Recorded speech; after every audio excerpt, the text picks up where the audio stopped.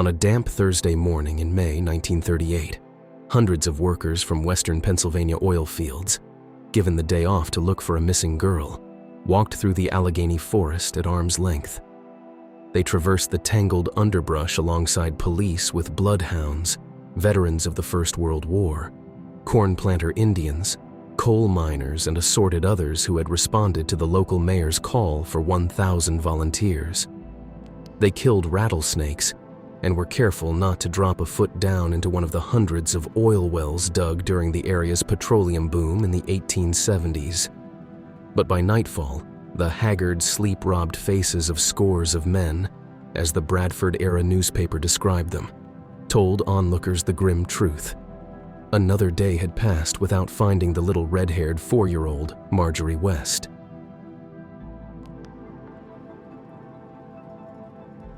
On May 8, 1938, in celebration of Mother's Day, little Marjorie West, only 4 years old, went on a picnic with her family in the Allegheny Forest near Bradford, Pennsylvania. After church, Marjorie's father, Shirley West, an assistant engineer at Kendall Refining, his wife Cecilia, the couple's oldest daughter Dorothea, 11, their son Alan, 7, and young Marjorie went along with family friends, Mr. and Mrs. Lloyd Ackerland. To get to their picnic spot, the Wests drove along Highway 219 to nearby Marshburg, a popular clearing in the Allegheny Forest.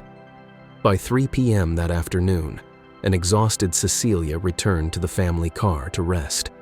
Shirley and the Ackerlands headed further into the woods to fish for trout in the stream. Marjorie and Dorothea decided to pick a bouquet of wildflowers for Mother's Day. Their father cautioned the girls to watch out for rattlesnakes, then left them in the clearing.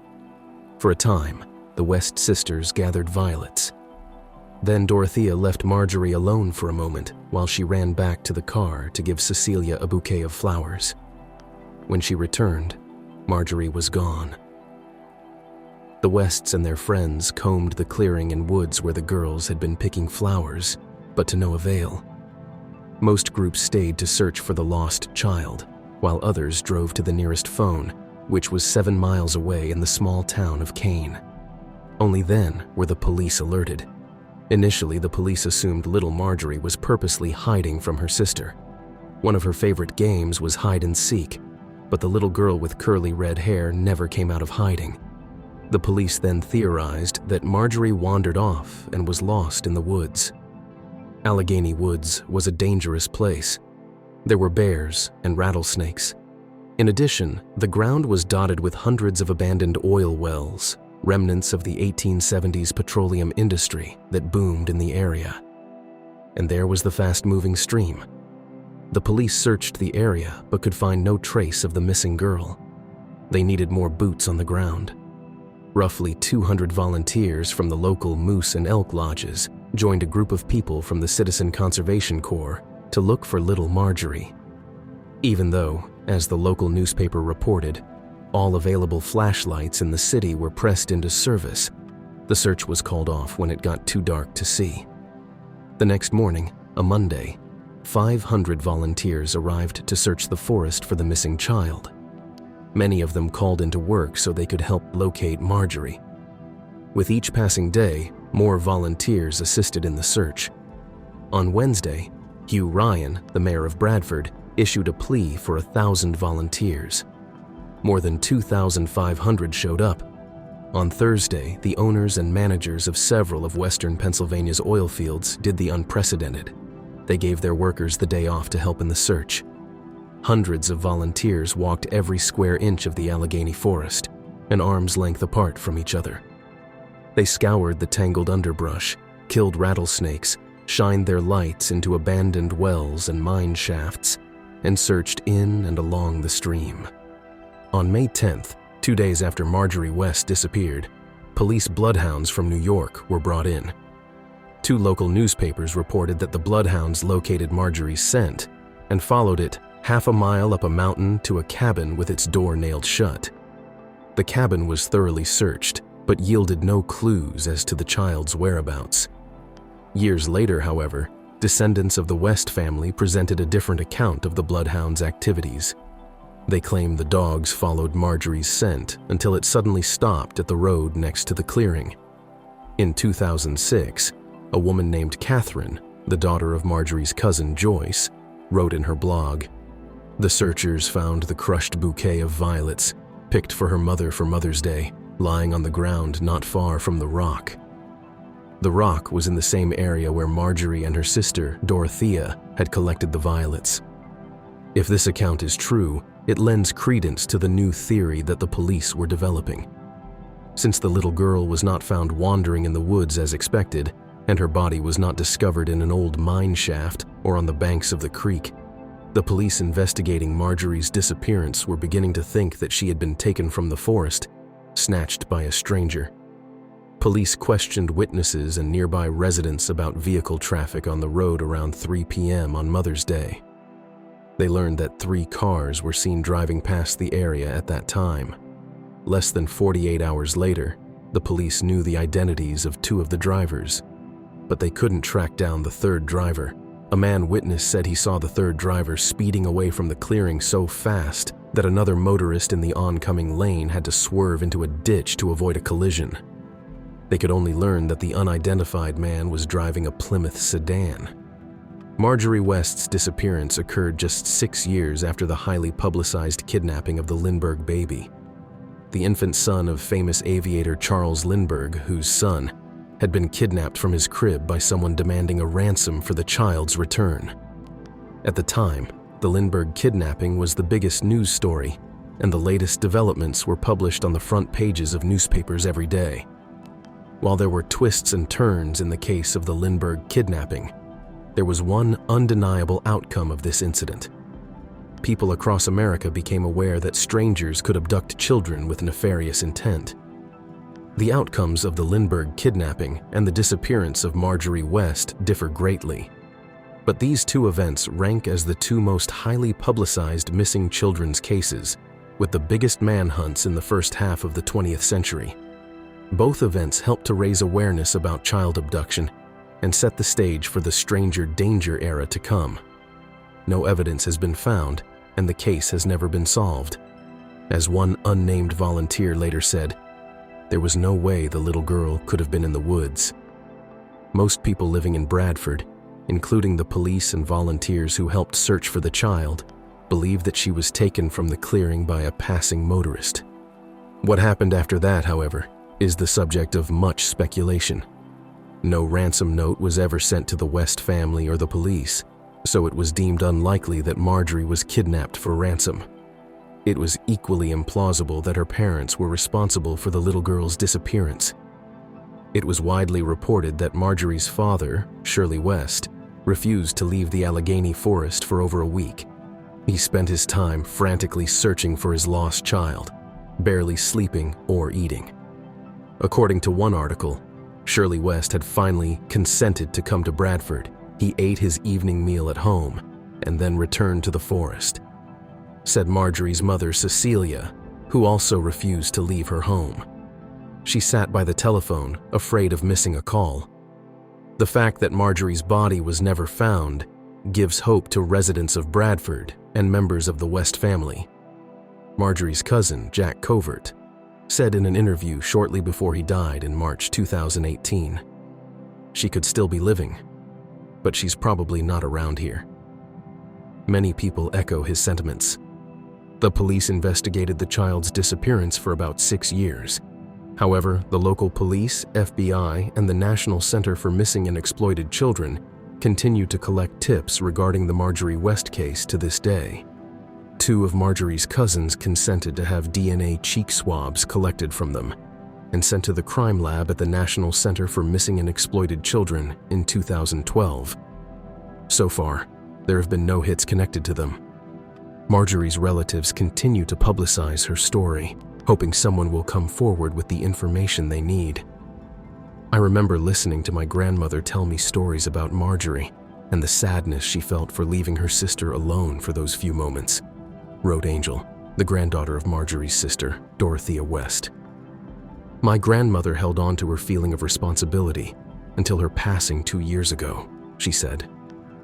Marjorie's cousin, Joyce's daughter, Catherine, maintains the family's blog. "My grandfather searched for weeks," she wrote, long after the manhunt was called off, returning home late into the night. 3 small children sat on the porch steps waiting for him, but they knew each night from the slope of his shoulders he didn't find the little girl with the bouncing red curls. In a 2010 book, Finding Marjorie West, author and college professor Harold Thomas Beck laid out his own personal investigation into the baffling disappearance and presented his incredible yet unproven theory. Beck claimed that in the late 1990s, during the early years of the internet, he posted information about the Marjorie West case online and offered a $10,000 reward for information regarding her whereabouts. In the post, he included a few current photos of Dorothea. Marjorie closely resembled her older sister as a 4-year-old child, so Beck assumed they would look alike as adults too. He received several responses to his post and planned a trip to talk to some of these people. One tip came from a woman who stated that a co-worker, a nurse, looked quite similar to the photographs of Dorothea. On his travels, Beck stopped in Florida to meet this woman. He agreed that the nurse looked a lot like Dorothea, but the woman, later identified as Sylvia Waldrop London, was adamant that she was not the missing Marjorie. Several years later, in 2005, Beck recounted that Sylvia London reached out to him again. By this time, she had returned to her childhood home, a family farm in North Carolina, to tend to her ailing mother. She invited Beck to meet her there. Sylvia shared with Beck that her mother had made a deathbed confession. According to the mother's story, her husband, Sylvia's father, spent the winter of 1938 working in a refinery in Bradford. He planned to return to the farm in the spring to plant his crops. As the story went, Beck learned that on Mother's Day, the man drove past the Allegheny Forest on his way to North Carolina when a little girl darted into the road. He was unable to stop and struck the child with his car. The little girl was unconscious, and the man noted that no one was around. Quickly, he put the child in the back seat of his car, intent on taking her to the closest hospital. A short time later, the child regained consciousness and seemed fine. Then, the man had an idea. According to his wife's deathbed confession, the man knew that Mother's Day was particularly rough on his wife. The couple's only child, a daughter, died during delivery just months ago. The birth was a difficult one, and the couple had been told that they may not be able to have more children. So the man brought little Marjorie home with him and presented her to his wife. They raised the child as their own. Apparently, a few years after this incident, the man was drafted into the military and sent to fight in World War II.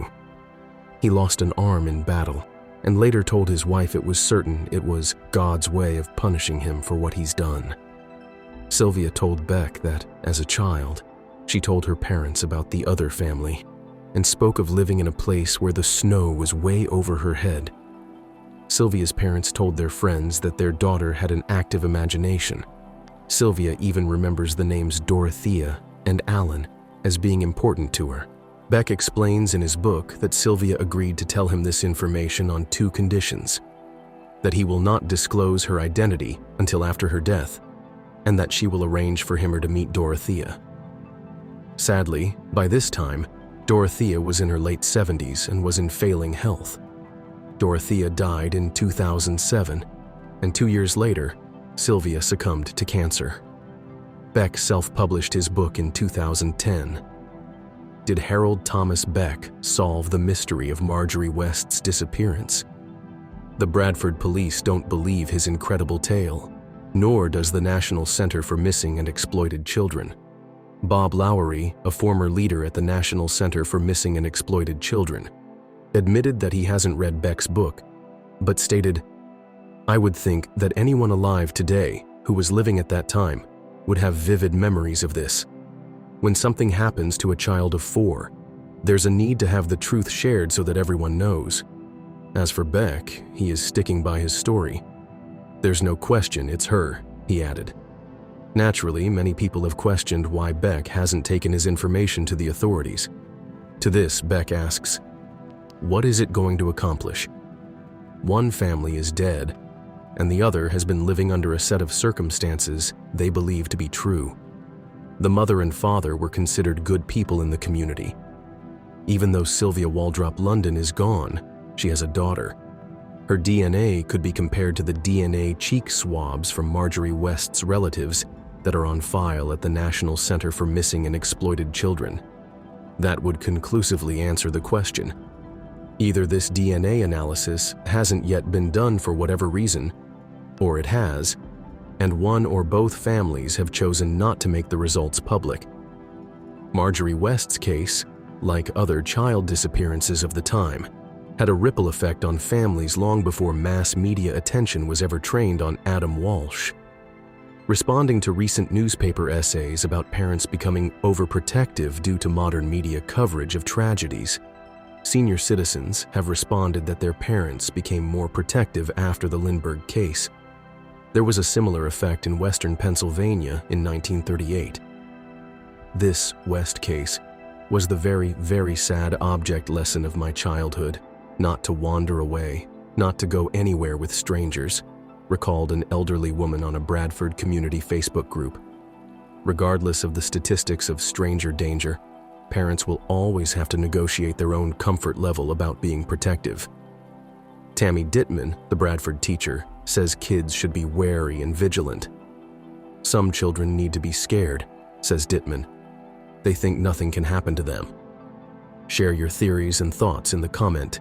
Thanks for watching. See you in the next case.